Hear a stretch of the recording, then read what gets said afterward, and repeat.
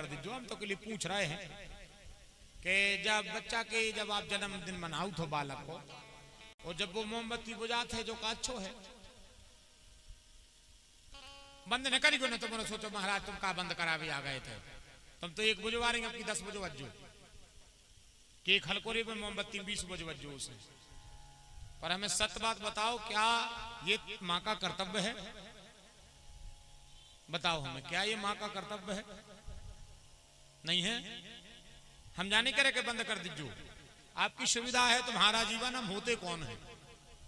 और हम रोकेंगे भी तो आप कछु लोग तो नहीं को सब कछु मान रहे, मानो भैया अच्छी बात है, पर अगर ऐसा करो तो बालक से उम्मीद छोड़ दीजिए मनो कि वो तुम्हारी सेवा करे। नहीं, क्योंकि तुमने संस्कार से सजाया नहीं उसका माथा, सुविधा से सजा दिया है। आप जानो भैया तुम्हारी दुनिया जाने। पर सत्य बात बताओ, जब आप अपने बेटा को, बालक को जन्मदिन मना रहे हो और वो मोमबत्ती बुझा रहा है, तो क्या ये अच्छा है? बताइए आप। बिल्कुल हम जाने के रखे महिमानी हो नहीं, हम होते कौन है? आपको जो अच्छा लगे आप तो वो करना। हम तो एक ब्राह्मण हैं, पुराण के तो बैठे हैं, बताना हमारा काम है। अब अगर आप लोगों को ध्यान ना हो, और अगर हो भूलो बिसरो, तो जब बड़ा बचपन था, लगभग जो हमारी उम्र के लोग बैठे हैं 41 से 50 के दशक के बीच वाले, और जो और युवा बैठे हैं, अब उनके तो जीवन से परे होंगी ये बातें, और उन्होंने वो जीवन नहीं देखा होगा, पर हम लोगों ने देखा है। जैसे हमारी माता जी ने बैठी सियानी, जब अपन छोटे छोटे थे, लाइट की व्यवस्था नहीं थी इतनी अच्छी, शहरों में तो थी पर पहले तो शहरों में भी इतनी नहीं थी। गांव देहात में जब हम रहते थे तो रात के समय जब शाम होती थी, आरती जलती थी, तो डब्बी जैसो कोई शब्द हो तो का आप लोग जाना था, तो हमारी बात समझ में आ जाए। डब्बी दवाई की शीशिया में ढक्कन में छेदा करो, रुई लगा दई और घासलेट भर के रख दई। उतना जो मतलब वरिष्ठ लोग जो ज्यादा बराजी उनको नहीं होगा पता, क्योंकि तो समय की बात है, गांव देहात की बातें हैं, उनके नहीं आएगी उनके पर जो देखा होगा वो जानते हो। अपन लोग डब्बी कहते हैं। तो अगर मैया ने शाम के समय डब्बी जलाई देखो दिया बत्ती बोलते, संजा बेरा और दिया बत्ती वे दो ही काम संगे होते। भगवान को दिया भी रखो जातो और वह डिब्बी भी जलाई जाती उजीले के लिए। और अगर कहूं बालक ने बुझा दई, जैसे छोटो सो बेटा खेल रहा हो, मतारी ने डिब्बी जलाई, बालक ने बुझा दई, तो मतारी भगवान से कहती प्रभु तुम्हारे पांव पर है, वो जानता नहीं है, हे प्रभु अबे वो जानता नहीं है, डब्बी नहीं बुझाने बेटा ऐसी, तुम कुल के दीपक हो, कहां मोमबत्ती बुझा कर रहे हो। पर अब ठीक है, इसी को सुविधा का जीवन है, आप लोग करो, मेरी बात पर ज्यादा गौर नहीं करना। हम तो अभी ठहरे पुराने आदमी, मर्यादा जैसी है सुबह बता रहे हैं। आप तो बल्कि अभी एक बुझाते अब की 4-5 बुझवज्जो, ठीक है। और देखो ऐसो लगे कि महाराज जी जैसे मोमबत्ती ने बुझवाए तो का करो तुझे। तो वास्तव में अगर तुम अपने बेटे की माँ है और वास्तव में बेटे का भविष्य उज्जवल चाहती है, तेरा बेटा कामयाबी के कदम चूम कर माथे पर मर्यादा का मुकुट लगाए, तो जिस दिन तेरे बेटे का जन्मदिन हो, सबसे पहले हाथ पे गुड़ धर के कोनो गैया को चटा दीजो, मोमबत्ती बुझावे की जरूरत न पर है। बोलो भक्त वत्सल भगवान की, मोमबत्ती बुझावे की जरूरत न पर। और ये के दिना से मोमबत्ती बुझाने लगी, हम जा तो बता दी, जो जब मानन लगी के दिना से, जितना से हाथ में 2 रुपये जाया गए, उतना से मोमबत्तियां बुझन लगी। बताओ ना, अजी बैठे सियाने आदमी के दिना से होने लगे। कई चीजें हैं जो अपनी आंखों के सामने चालू भई हैं, कई चीजें हैं ऐसी, जैसे जयमाला, बरमाला गिरा जो जब विवाह में जब कब की चालू भई है, मुश्किल से 30 साल है भई है, और 15 साल से चलन में आ गई है, एक पहले न होती। और यहाँ लगभग ऐसे कम से कम, हम ज्यादा तो नहीं कह रहे, मानो 10 आदमी बैठे हुए जिनकी वरमाला को ब्याह नहीं हो जी, 10 लोग ऐसे हुए इनके समय वरमाला चलता ही नहीं थी।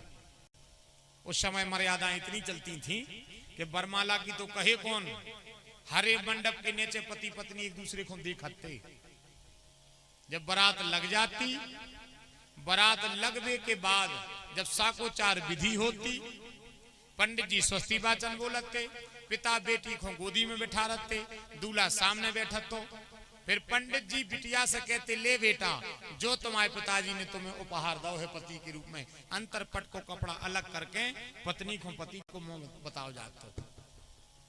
ये स्थिति होती थी। तब इतना तो अब संभव नहीं है। अब तो समय हवा से भी तेज चल रहा है दुनिया के दौर को देख करके।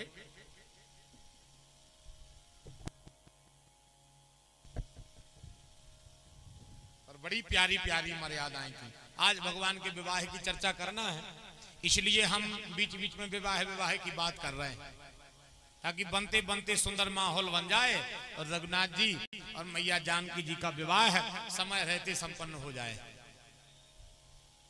तो मन को ना हो, बेटी बेटों को नहीं रखना है। कभी आपके घर में बेटे का जन्म पड़े, ब्राह्मण को बुलाओ, लग्न दिखाओ, और जोंदना बेटा को जन्मदिन पर है, सबसे पहले मंदिर ले जाओ, मंदिर में पूजा कराओ, पूजा कराने के बाद बेटे के हाथ से थोड़ा बहुत दान पुण्य कराओ,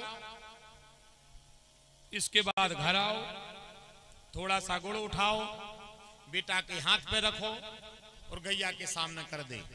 जैसे ही गैया तुम्हारे बेटा के हाथ पे से गुड़ खान लगे, तो तुम वही समय उनसे प्रार्थना कर लीजिए, हे गैया मैया, हमें नहीं पता है कि इसके भाग में विधाता ने क्या लिखा है, हमें पता नहीं है मैया, पर अगर एकाध रेखा क्या बिगड़ रही हो, एकाध रेखा अगर क्या गड़बड़ हो रही हो, तो यही गुड़ के संगे चाट लीजिए मैया, तुम्हारे पांव पर है। क्योंकि मैंने सुना है भाग बदलना केवल गैया और भगवान भोलेनाथ को आता है।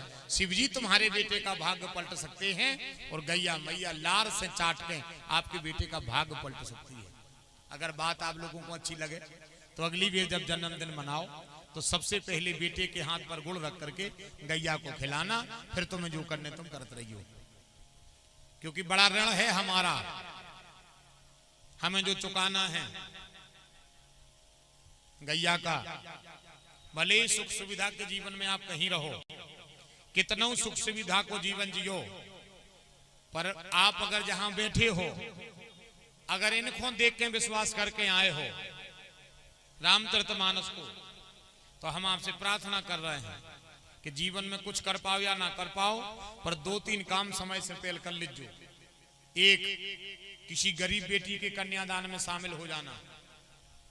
अगर भगवान ने बेटी के माता पिता बनाया है तो कोई बात नहीं है, और अगर बेटी नहीं है तो समय रहते किसी बेटी के कन्यादान में शामिल हो जाना। ये समय से पहले कर लेना काम। देखो बेटियों ने, वो जरूरी नहीं है कि जब जात लिखो जब वो तुम्हें फल मिल है। हमारे ना तो 10 रुपया है, 9 रुपया हमारा खर्चा है, 1 रुपया है हमारे लगा, वो 1 रुपया में शामिल हो जाइए। जरूर नहीं है कि तुम जब करोड़ खान लिखो 2-4-10 लाख जब तुम्हें वो पुण्य मिले, नहीं, वो देखने वाला सब देख रहा है। हमारे पास प्रभु 10 रुपया है, 9 रुपया हमें खुद खोचाए नहीं, 1 रुपया ओवर है, सब चाहे तुम हमसे कथा में ले ले, चाहे तुम हमसे कोनो गरीब को भोजन करा ले, चाहे कोनो गरीब कन्या के विवाह में लगवा ले, चाहे गैया की सेवा में लगवा ले, चाहे संत ब्राह्मण साधुओं की सेवा में लगवा ले, प्रभु माना इतो ही है। इस प्रकार का भाव बना करके जीवन में सत्कर्म करना चाहिए। एक बार किसी गरीब बेटी के कन्यादान में सम्मिलित हो जाओ, एक बार गैया मैया के सेवा के लिए संकल्पित हो जाओ, ये जीवन में होना चाहिए। वो एक बार भगवान का आराधन भी योग पति पत्नी को कर लेना चाहिए।